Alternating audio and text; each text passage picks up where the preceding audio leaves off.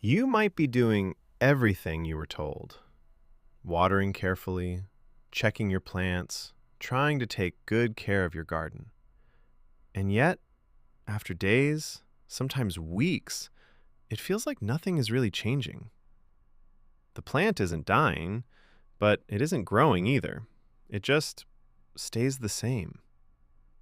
And that's often the most frustrating place to be. Not when things go wrong, but when nothing seems to happen at all. From my experience, this is where many gardeners start to doubt themselves. They adjust things, try something new, change direction again, hoping to finally see progress. But in many cases, the real issue isn't the plant. It's how we expect progress to look. Because in gardening, progress is often quiet, slow, and easy to misunderstand. And if we don't recognize that, we can end up interfering at the exact moment the plant is actually doing fine. That feeling that nothing is really changing in your garden doesn't usually come from nowhere. In many cases, it starts with something very simple.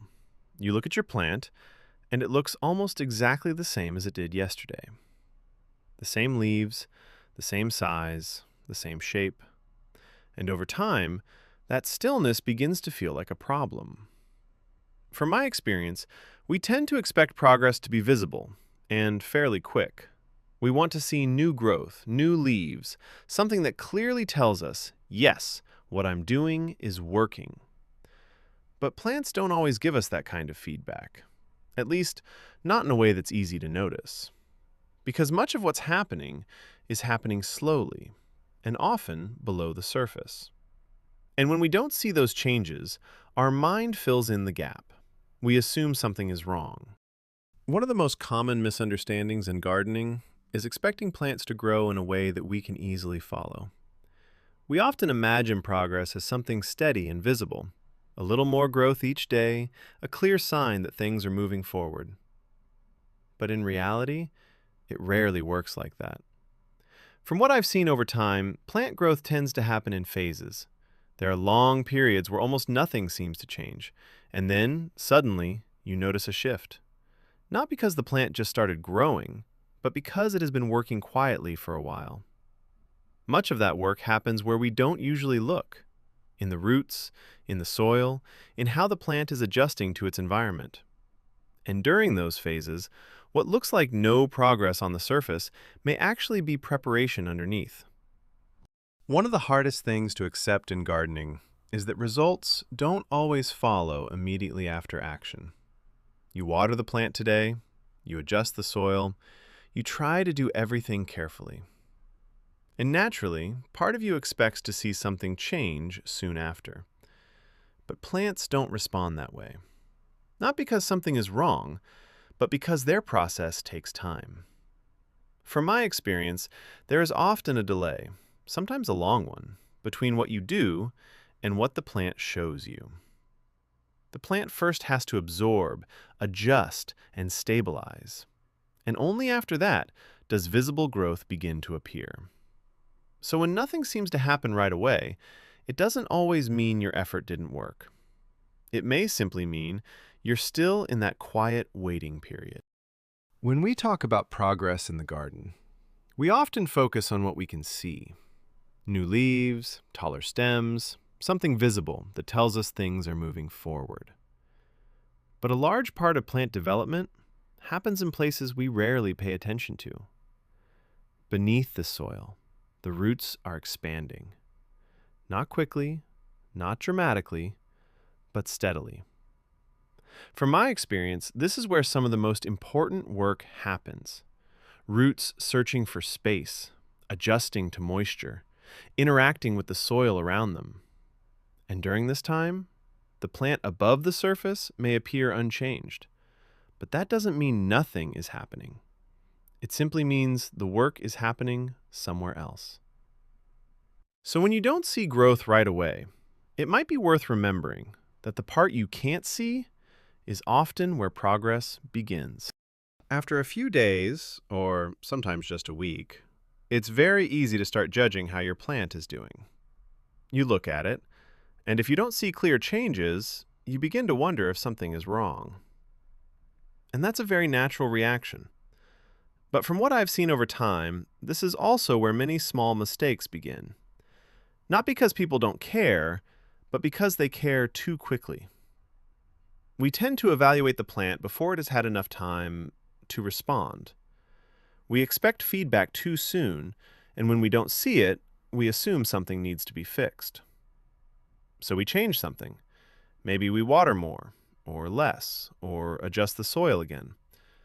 But each time we do that, we interrupt the process that was already underway. At a certain point, we begin to see no change as something negative. If the plant isn't growing, we assume something must be wrong. But that isn't always true. From my experience, there are times in the garden when stability is exactly what the plant needs. No sudden growth, no visible movement, just a quiet period of balance. And in those moments, what looks like nothing happening may actually be a sign that the plant is not under stress. It's not struggling, it's not reacting, it's simply maintaining. And that can be a very good place for a plant to be, especially after it has gone through changes. Because before a plant can grow again, it often needs time to settle. At first, it seems like a reasonable thing to do. If the plant isn't growing, you try to help. You make a small adjustment, then you wait. But when nothing changes, you adjust again. And slowly, without realizing it, a pattern begins to form. You see no progress, so you change something. Then, before the plant has time to respond, you change something else. From my experience, this is one of the most common cycles in gardening, and also one of the most difficult to notice. Because each action feels helpful, each change feels necessary. But together, they can create a constant state of interruption, where the plant never has enough time to fully adjust. And over time, this can slow things down even more. When we keep adjusting things in the garden, it often feels like we're being careful, like we're paying attention, doing what needs to be done. But plants experience those changes differently. Each time we move the soil, change the watering, or shift the environment, the plant has to respond again. From my experience, plants don't just grow, they adapt. And adaptation takes energy and time. So when changes happen too often, the plant doesn't get a chance to settle. It keeps adjusting instead of moving forward. And over time, this constant adaptation can become exhausting for the plant. Not in a dramatic way, but in a quiet, gradual way, where growth slows down without an obvious reason. It's easy to believe that doing more will lead to better results. More water, more adjustments, more attention. It feels like effort should always move things forward. But in gardening, that isn't always the case. From my experience, plants don't respond to how much we do. They respond to how well their environment stays consistent. And sometimes, doing more actually creates more change than the plant can handle. Instead of helping, it adds pressure. Instead of supporting growth, it delays it. Because what a plant often needs is not more action, but fewer interruptions. Space to adjust, time to settle, and a stable environment. After a while, you begin to realize that reacting quickly is not always the most helpful response. In fact, one of the most valuable skills in gardening is learning how to observe. Not just looking, but really noticing. From my experience, there's a difference between seeing a plant and understanding what it's telling you. Observation takes a bit more patience. It means giving the plant time before deciding what to do next. Instead of asking, "What should I fix?" you begin to ask, "What is actually happening?" you start to notice small details: the color of the leaves, the firmness of the stem, the moisture in the soil. And over time, these small observations begin to guide your actions, not quickly, but more accurately. Once you slow down and begin to observe more carefully, you may start to notice something different. Progress in the garden doesn't always appear as big, obvious changes. Sometimes it shows up in very small ways. A leaf that feels slightly firmer than before, a color that looks a bit more balanced, soil that holds moisture just a little better. These are not dramatic signs, but from my experience, they often mean the plant is moving in the right direction. The challenge is, these changes are easy to overlook, especially if you're expecting something more visible.